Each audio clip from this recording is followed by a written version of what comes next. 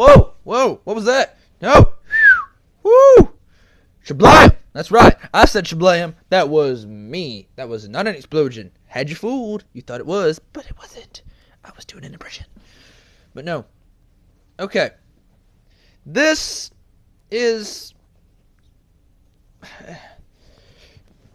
going to be different. Okay.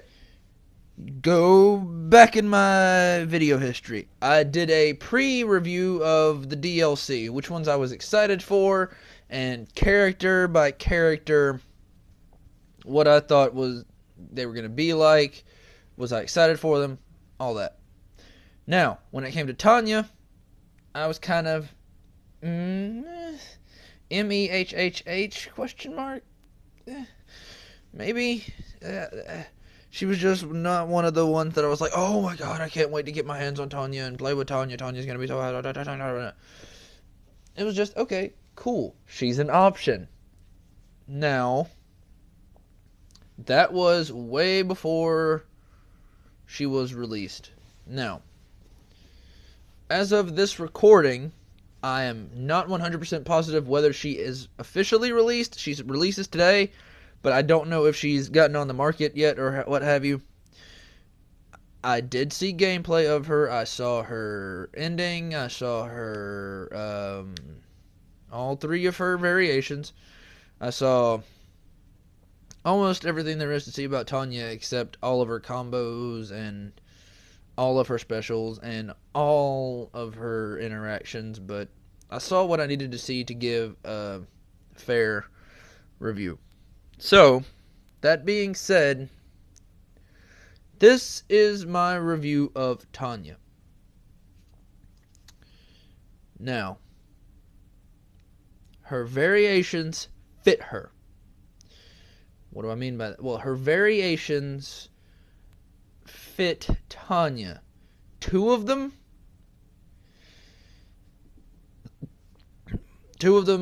excuse me, I'm a little sick. Two of them I could have guessed. She has a variation called Pyromancer. Pyromancer? Fireballs. That's what that is. It's fireballs. Just fire in your face. Everybody loves fire. Fire in your face. Yeah.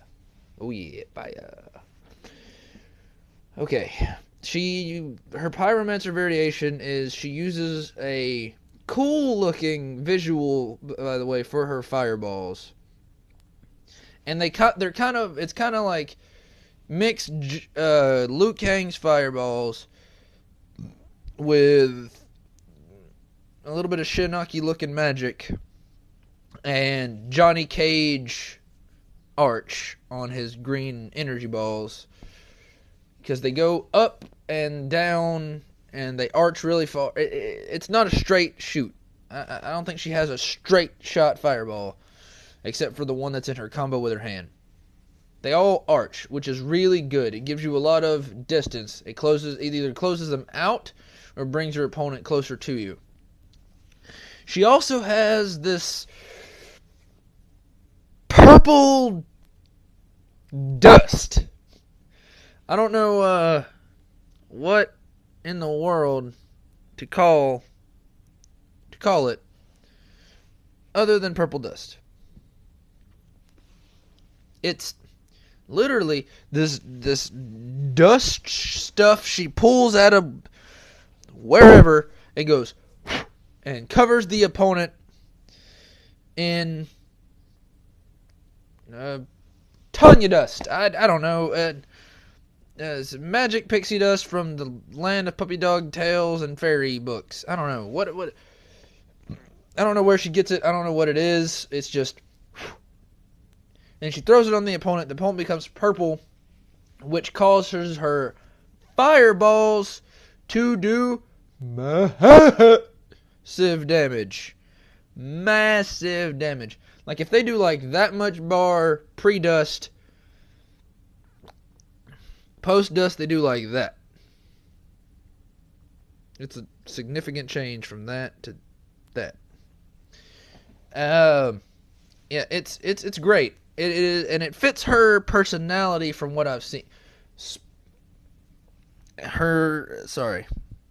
Yeah. I'm not good at these reviews. I say yeah, but whatever a lot, but that's just because I'm a little disorganized, and that's okay. But her next variation, at least the next one that I saw, was Kubo Jutsu, I think it was called. A fancy word for she uses her tonfas. Random thought. I always wonder if Tanya got her weapons because of her name. Tanya uses tonfas. Tanya, tonfa, tonfa, Tanya, Tanya, tonfa. I'm introducing them to one another. But anyway, she'd get some sick tonfa. Yeah. Some sick tonfa combos, just like real speed, real fast. They're amazingly designed looking tonfas. They're not just sticks. They're color schemed to her.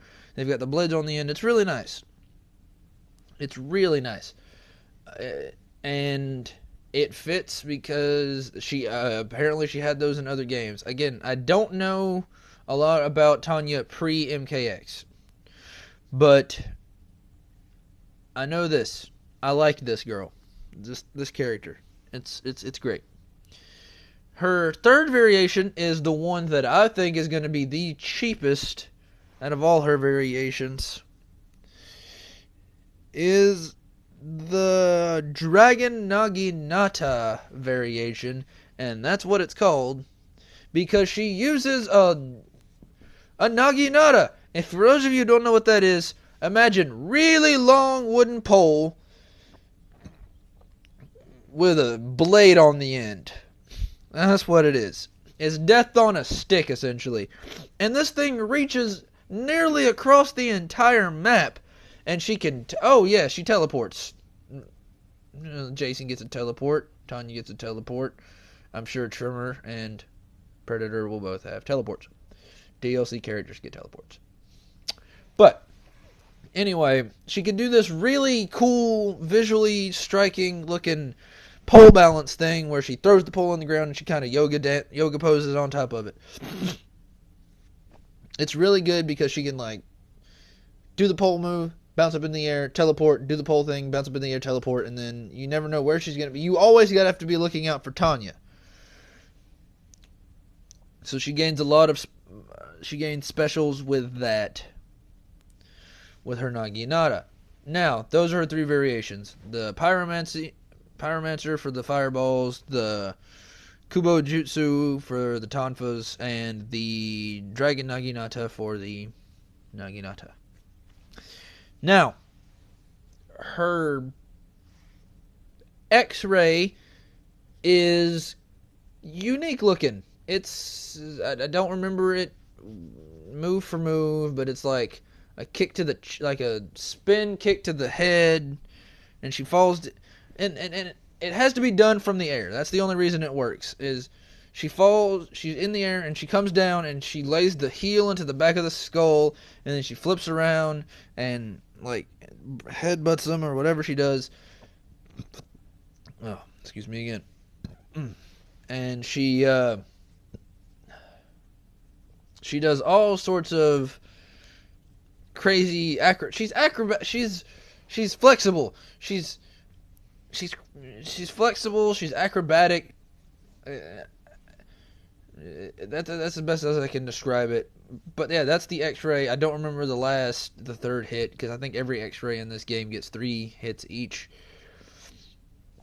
And I like that. I think that was out of fairness, because in the last game, some X-rays had 2 hits, some had 3. I think one even had 4.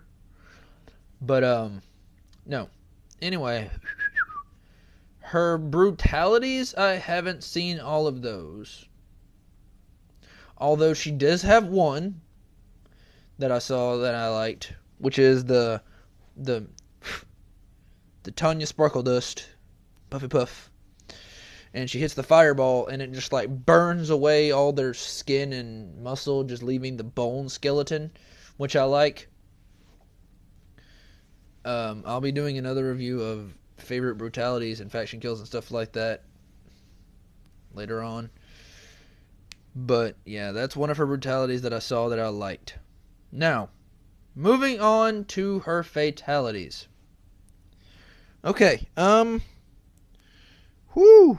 Her second, I'll start with her second because her second is my least favorite out of the two. Don't get me wrong, I like them both. But her first one I like a lot more, so I'm going to save that for last. Her second fatality is she kicks the opponent, like just straight up freaking Rush Hour 2 kicks him in the nuts, or not in the nuts, excuse me, in the face, just BAM! And they fall on their back and they're laying on the ground. And she walks over and takes her right boot and steps in their chest. Like in it. Her boot is through the chest. And then she takes her left foot and steps on and it almost makes that sound. Just and I like this because it fits Tanya because of those boots that have the little spike heels on them. And when she finishes the fatality, she steps out of their body. Like it makes those noises. It makes those sounds and it's squishy and gross. But it fits Tanya. Everything I can say fits this character from what I know of this character.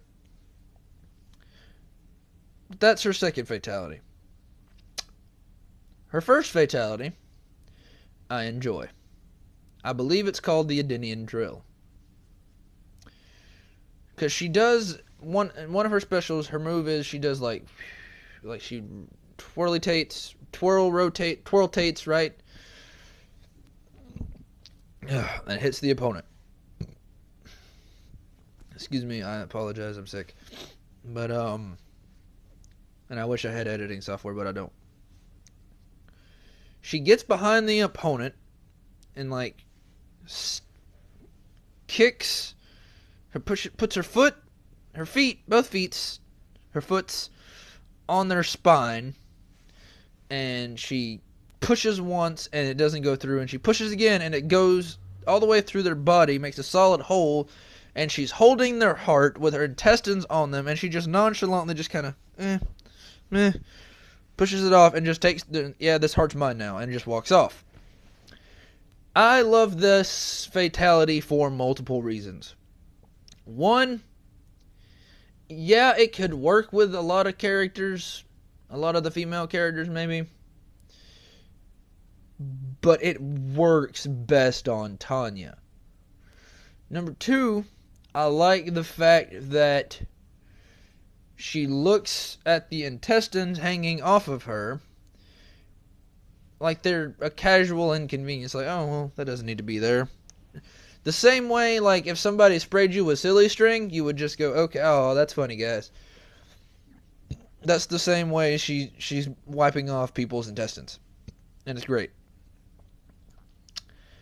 But the number one thing I love most about this fatality is the fact that she doesn't just go right through. Like, you see the struggle to... You see and hear the first crack of the spine, and then she makes it through. She goes and then through the freaking... Oh, it's great.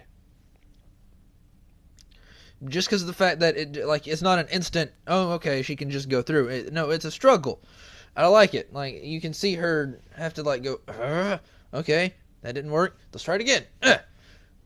And then she just walks off with the heart. Like, yep, this is I don't know what she does with it, because as far as I know, she's not a cannibal, so she's just going to take it. It belongs to her. Maybe she's going to wear it, put it on a necklace. That'll be in her MK11 design. It's just a giant necklace of all the hearts she's collected through fatalizations. Okay. But her voice... Moving on, I know, bad transition. Her voice. Her voice is nice. It sounds, I believe it sounds a little different than it did in the MKX story. But I like it. It's nice. It's suitable to her, and that is the voice I will identify Tanya with from here on out.